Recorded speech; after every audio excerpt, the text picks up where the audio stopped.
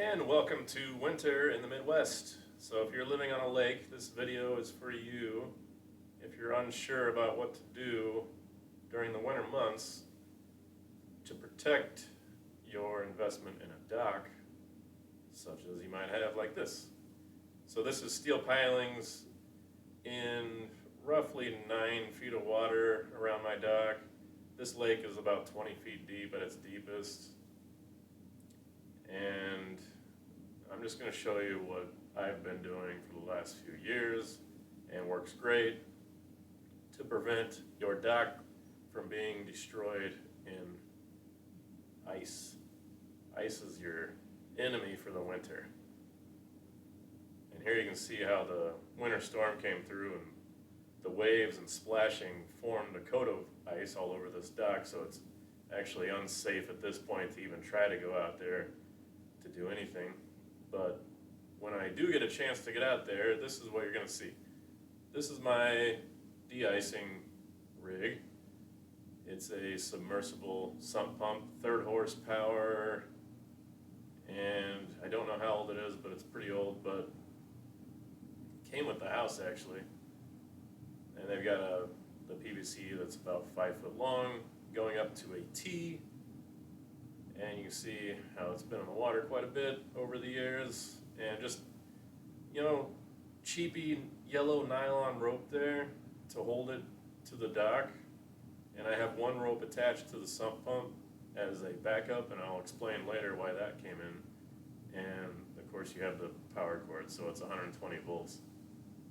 And you want to have a GFCI outlet to plug this into just in case you have any issues with it.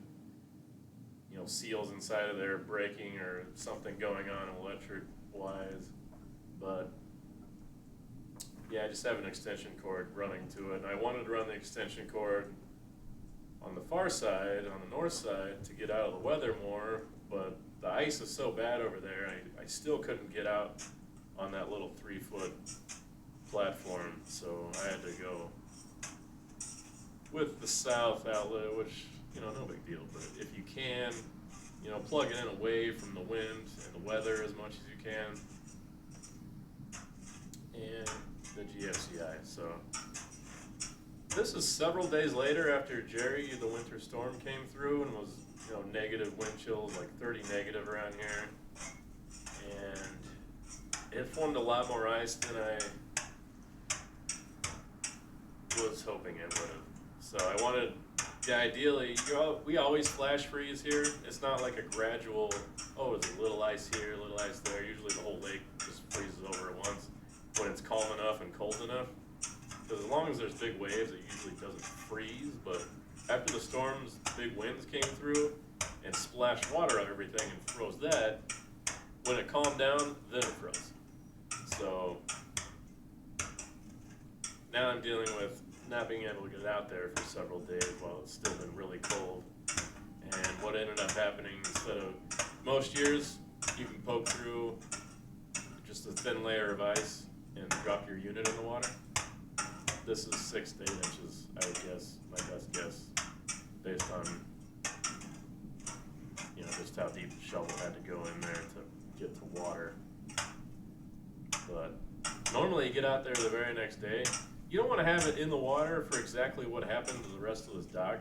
Look at all the ice that formed around the pilings. So that happened because the waves are hitting the pilings, the waves are splashing on everything. If you put your unit in the water when the water is still water, and then you get your winter storm where the water splashes around and freezes, your unit's going to be covered in a bunch of ice, and it may not, if you don't have it plugged in, there's no way you're going to ever, then you're done. But if you had it circulating and it was getting splashed around, you might not. It might work. I wouldn't bet on it working. Wait until the water freezes, then poke through the ice. Drop this in, and then you start de-icing. And basic chemistry, I think people know this, but the whole lake doesn't freeze solid. The top of the lake freezes. You might have maybe a foot. The thickest I've seen the ice here in 4 years is a foot of ice, and we get negative temperatures. Usually we're not. We're getting above freezing occasionally, January and February. Usually it's not 0 for like 3 weeks or something crazy. It's never like that, but we get a pretty solid teens to 20s as our lows through January and February, and this does just fine.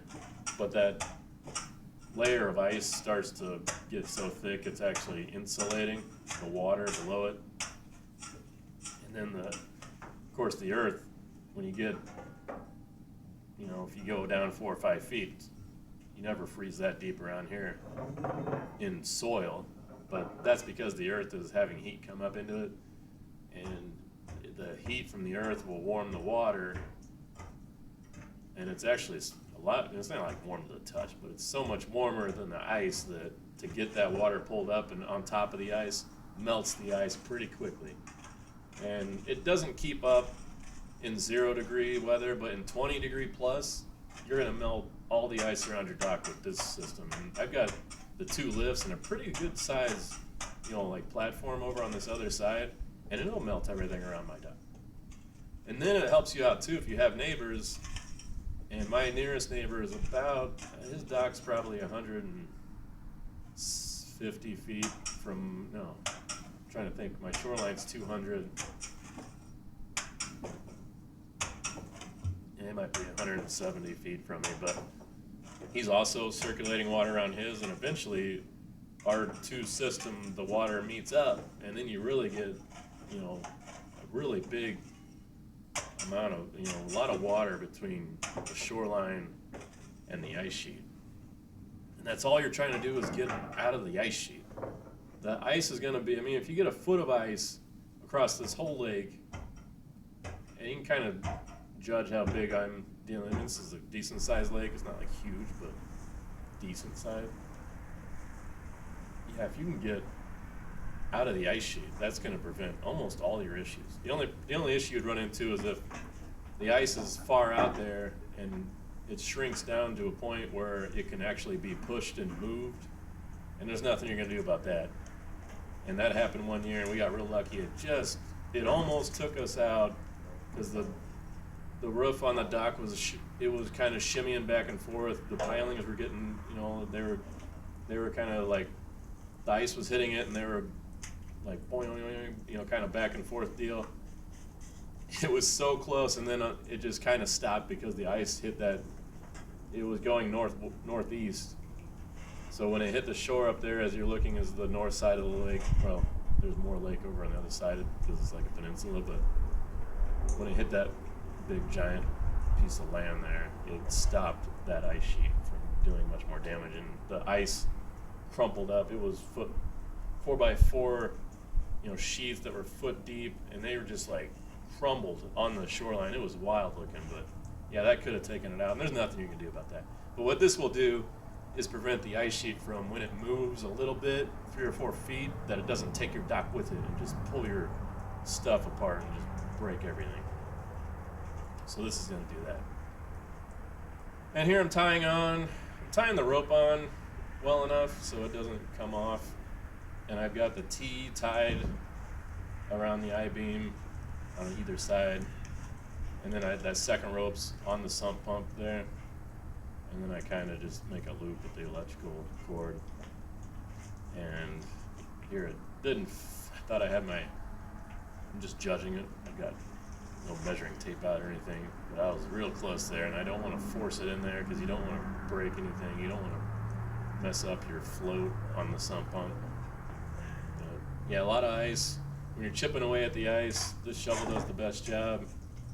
I've got the metal spike that I can poke through a thinner layer of ice with, which is great when you don't get a lot of ice. But when you get a lot of ice, you got to go to something like this. This is the best tool.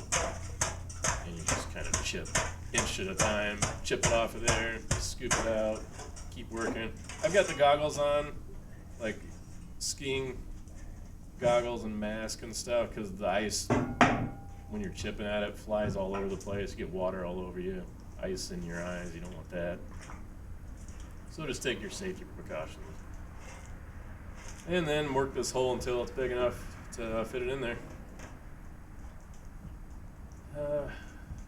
there's really nothing. I'm just trying to show a simple system like this can do what you need to do. You don't have to be invested for thousands of dollars. They have this, like the propellers that go under the water and create this, huge like buildup of the water from underneath, and that does a better job. But for us around here, this does fine. If I was in northern Minnesota, maybe you need like a lot, maybe a couple of circulators moving water to keep ice from your dock. I mean, if I lived up there, I'd probably have something I take out during the winter time, not to worry about this. But yeah, this does fine. This is just pulling the water up, and then when the water's on the ice, it melts the ice, and then you get it starts building on itself. When you really start melting ice, when it gets back to even above freezing for a couple of days, I'm going to show the difference between when it's freezing out, like negative to 0 single digits, versus when it is during the day above 32, when it's like close to 40, how much this will melt the ice. And here I finally got it in the hole, and now I'm good. Now I don't have to chip any more ice for the rest of the year.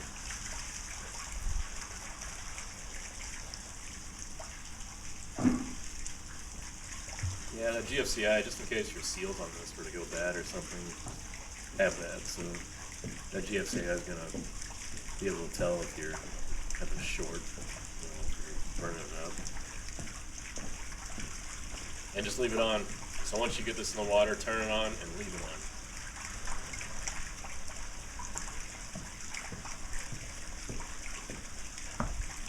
Love that sound of water. To me, that's saving me money every time I'm pumping water. Because you can see where this dock actually got pulled one winter. I think before they started doing this, and the neighbors said they had to come out. And there's only one person on our lake that does heavy work, and I'm sure that wasn't cheap. To have him kind of push the dock back over, and they probably got lucky that they didn't have to replace the whole thing. I'm sure if it was inspected, they'd be like, I don't know. But they pushed it back, it works fine. So there we are. We're pouring water out. We're starting to melt ice. And the next thing I'm going to show you here is where it was, still negative, certainly negative wind chill overnight. And I'm showing 6 degrees on my phone.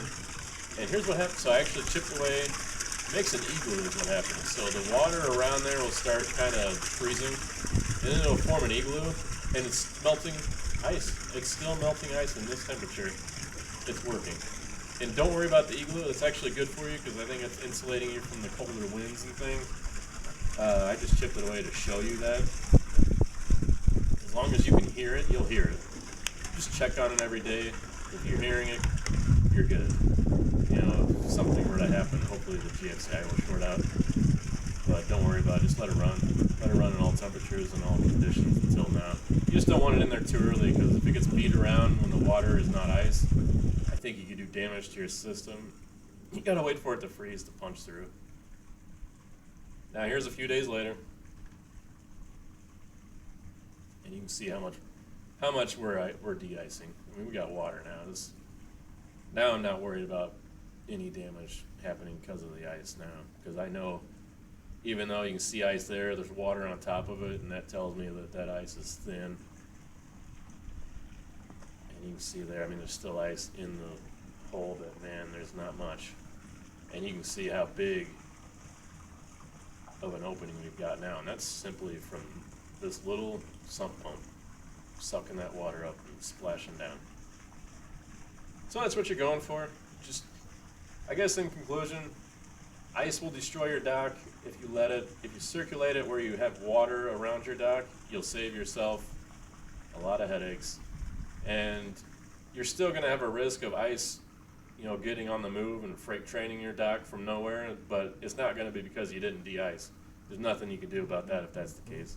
So I'm on the east side, more of a danger. If you're on the west side, if you circulate, you shouldn't have any problems ever with ice hurting your dock in the wintertime. So, yeah, that's all there is. Thanks for watching.